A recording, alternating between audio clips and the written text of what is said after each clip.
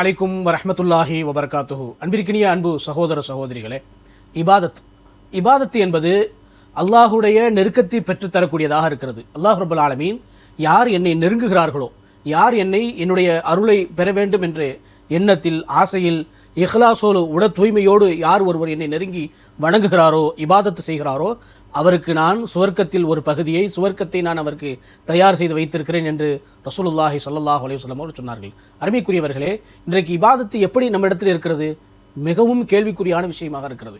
எல்லா சூழ்நிலையிலும் பிற மனிதர்கள் என்னை பார்ப்பதற்காக, பிற மனிதர் என்னை பார்த்து இவர் வணக்கஸ்தாலி என்று சொல்ல வேண்டும் என்ற எண்ணத்தில் தான் பிரபலமான ஒரு சில சகோதரன் நிலைமை நம்மிடத்தில் இருக்கிறது என்பதை மிகவும் கவலையோடு இந்த விஷயத்தை நான் பதிவு செய்கிறேன். சகோதரர்களே, எந்த சூழலிலும், அது சதக்காவாக இருந்தாலும் சரி, தான தர்மமாக இருந்தாலும் சரி, தொழுகை போன்ற வணக்கங்களாக இருந்தாலும் சரி, அது எந்த வணக்க வழிபாடுகளாக இருந்தாலும் சரி, அல்லாஹ் ஒருவனுக்கு மாத்திரமே என்னுடைய இந்த வணக்கங்கள் இருக்கணும் என்ற சிந்தனையில் நாம் ஒன்றோடு ஒருமித்த கருத்தோடு நாம் அதை செய்யும் பொழுது அல்லாஹ் ரப்பல் ஆலமீன் நமக்கு பிரசித்தி பெற்ற சுவர்க்கத்தை வைத்திருக்கிறான் என்ற உண்மையை நாம் விளங்குவோம். அல்லாஹ் ரப்பல் ஆலமீன் அப்படிப்பட்ட சுவர்க்கத்தை நாம் அனைவருக்கும் தந்தல்வானாக.